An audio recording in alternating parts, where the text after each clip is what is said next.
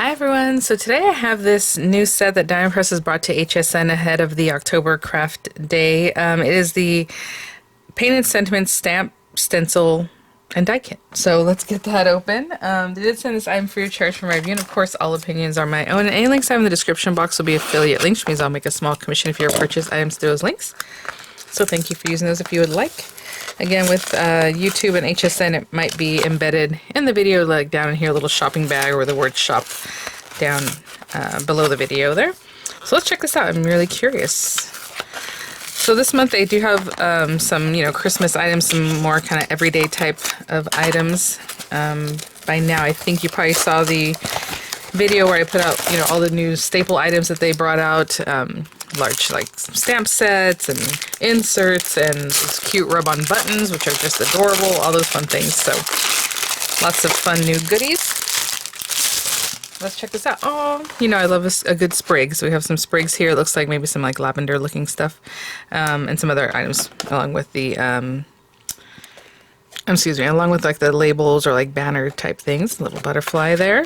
And then our staple items, which are, you're always going to have with your Diamond Press kits, your cutting folder for the marquee. If you do not have a marquee, you can put that aside for something else, but these thin metal dies will go through any machine that cut thin metal dies, okay? So a couple of sticky sheets, an applicator, and some information on how to use those.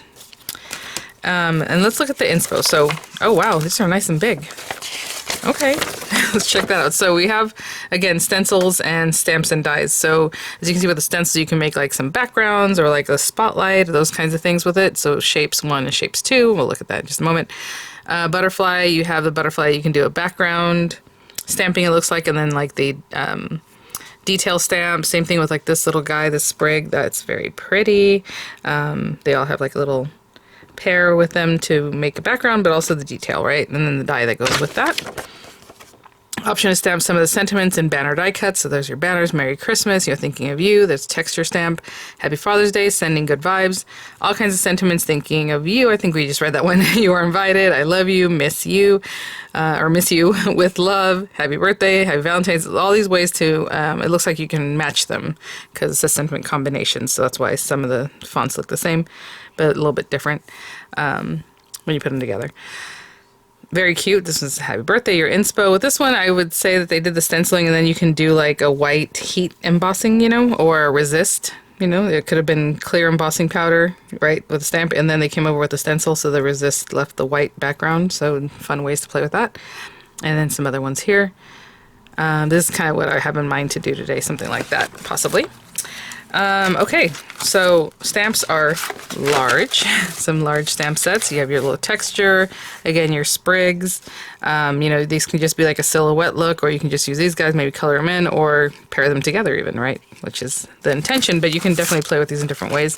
And these are all the sentiments. So yeah, a ton of everyday, all the time, holiday, everything's in here. It looks like sweet, happy, mothers, blessed, comfort. So you're mixing and matching holidays. Halloween's in there, sympathy, happy, friend, baby, wedding. I mean, there's just grateful, congrats, day, all these different things that you can mix and match. And then these stencils. So let's check this out.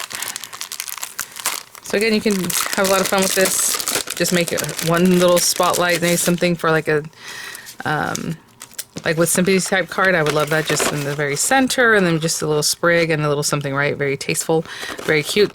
These are probably like 5 by 7-ish, maybe a little bigger than that. Yeah, 5.5 by 7. So the areas are all different. And of course you can mix and match those. So I'm going to grab some paper, some ink, card base, all that kind of good stuff, and I'll be right back. So I'm going to make a 5-inch square card, a little different for what I do, but if you're doing that, you want a piece that's 5 by 10 scored at 5 inches, so it's a 5-inch square. This olive color I think is 4 3/4. A little bit bigger matte layer than I normally do. Like I usually make it a little tighter. So 4 3/4, and then this one is 4 1/4 because I had to scrap a paper that was almost 4 1/4 in one direction. So I was like, well, we'll use that. So 4 1/4, and we're gonna do some stenciling on that and some stamping. Again, you do have the dies that go along with them, but I think I'm gonna make it just like note cardish, so it's pretty flat. But if you want to do the same thing and then just stamp, die cut, you can definitely do that. let's see. And I was looking at the squares. I was thinking about using squares, and I thought, well, what if we do the rectangle shapes? Actually, this one would work really well too. So maybe these guys. But what I want to do is start off with, well, maybe not. Let's start with this. I'm going to put this guy over here, and I'm just eyeballing, you know, maybe a 1/4 inch in all around or so. And then, oh, there's a little something stuck on there. We don't want that to end up in our stencil. I'm just going to tape that down. And I'm going to use a light brown, hopefully. I have this burlap.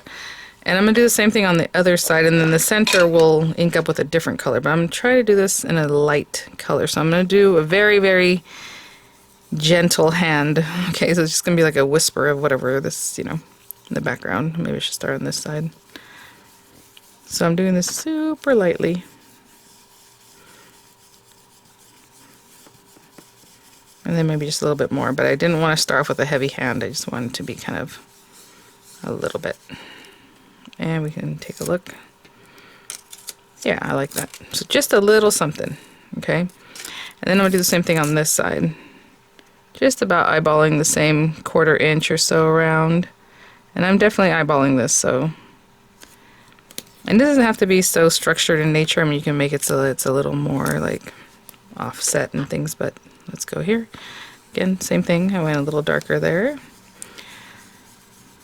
A little bit lighter in the center because I'm going to use a different color in the center, and I don't want it to end up being just all brown because I started off with brown and then maybe came in, I think I'm thinking orange since we're in the fall. Like, why not? So again, just kind of getting that color down and taking a peek.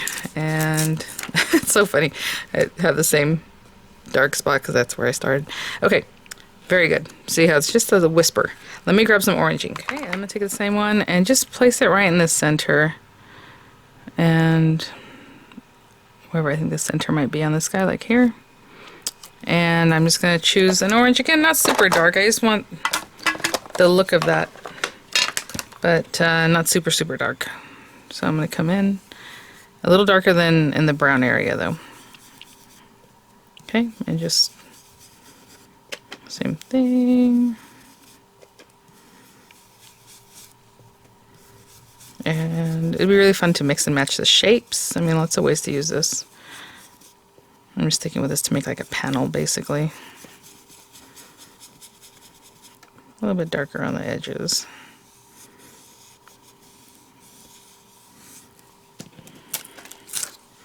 That's good. So just like this. I'll be right back. Okay, and so now what I'm going to do is just take one of the flowers. I was going to do like a silhouette look. I mean, any one of these. Oh, that's cute. They'll all be great. So again, you can just use the background silhouette. You can do the texture or the detail stamp afterwards, or however you want to do that. But I think I'm going to take this, and I think I'm going to stamp it in brown. So I'm going to get some brown. Maybe even one of the darker ones. Well, let's do coffee. And I'm just going for it because I do want it to look kind of rustic, so if it ends up looking really rustic, that's fine by me. So I'm going to put it a little bit sideways. You can put straight up and down, whatever it is you like for your style. Very pretty. So that's the brown. I'm just making sure it's touching everywhere. Looks really nice. And then I'm going to take, I think, orange, since we did brown for this part, and do some of the little, this kind of stuff. Love this kind of stamp. It's just fun, playful, gives you some detail. And maybe we'll do pumpkin, which is a pretty dark orange on this one. And, you know, if you go right in, it's going to be nice and bright, this orange, but you can also do a little stamping off. So let me grab a scrap of paper. Not that one. Let's see. I need that for later. I'll be right back. I'm like, I need that for later. Not really for later, but I just still need that paper for something else. So look at that. I have scrap paper. So you can do a little second generation stamping. So I stamp there and you see how bright that is. But then you can come in and just kind of stamp here and maybe go off the edge too to make it look a little more artsy, fun. And it's just a lot lighter, right? So it gives them more of a distressed look than if it was as bright as that first time.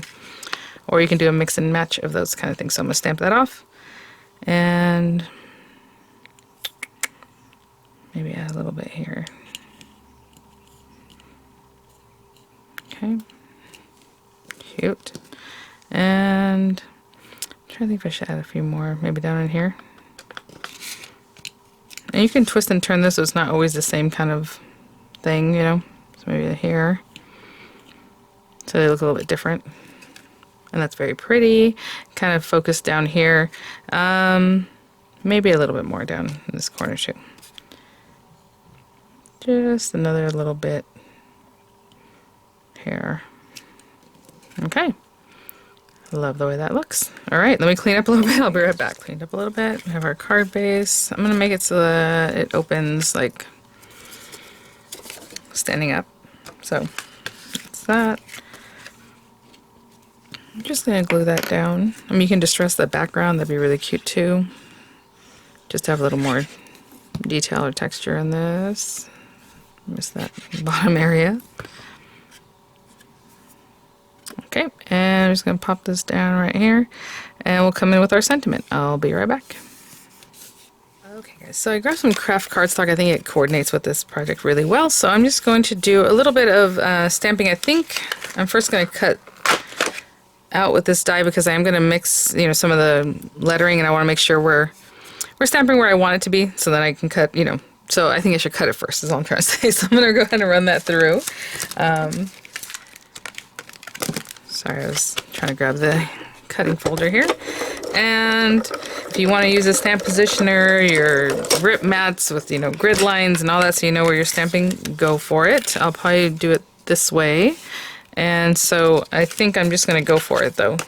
So I'm thinking of, and then you, oh, you know what, you have the U that's like this, but I don't think that'll fit on there. So we have the fancy U that's bigger, but we also have this smaller one that's basically the same font, same type. So I mean, if you wanted to stamp it all at once, you can definitely match these guys up. I'm trying to think if I want to put it all like on this end, how that might look. Yeah, something like that. Okay, so I'm just going to put this on this guy, and I'm just looking at the lines that are on my acrylic block. Somebody asked the other day, what is that you're stamping with? Like whenever I go to stamp the plastic piece, you know, it's an acrylic block, and I kind of forget to mention that, guys, because that's just 101, right? So stamping 101, your acrylic block, something to mount your stamps on. And I just want to make sure that's pretty much the same. I feel like I can go down a little bit here on this one, and that should do it. Okay, and I think I'm going to stamp in brown. You know, I have brown ink here. Let's go with chocolate. And again, what do I do to prep my stamps? You just saw what I did to prep my stamps. I took it off the carrier and I went to stamp with it. So that's that on that. And then I'm just going to try to stamp this straight. But again, I'm completely eyeballing this, so if you want to use a stamp positioner, or I suppose now that I know the size of this, next time I'll probably just stamp first and then go ahead and cut it with my die, especially since I'm putting it all on one like plane. Just making sure that's making contact everywhere. And there you go, so I don't have to do that again. I'm going to put some very low profile dimensionals on that, and I'll be right back. So I have some low profile dimensionals on the back of that, keeping everything relatively flat, and then just, you know, placing that wherever, maybe right here. It's nice. And before I really push it down, I'm just going to make sure that it's straight. And there you go. Simple card, really, really fun. I love that kind of spotlight technique, so lots of ways to use it with all the different shapes that come in the kit. So thanks for watching, guys. Thank you so much, Die Press, for sending these items for review. I'll have images coming up. I'll have the links in the description box, again, possibly embedded in the video here. And I will say, oh, with this guy, they do give you the two different sizes of banners. I suppose you can matte layer them, but again, for the writing that's a little bit smaller, but then with the bigger lettering, you probably want to run it through this big guy. All right, guys. Well, thanks for watching. I'll see you all at the next one. Bye now.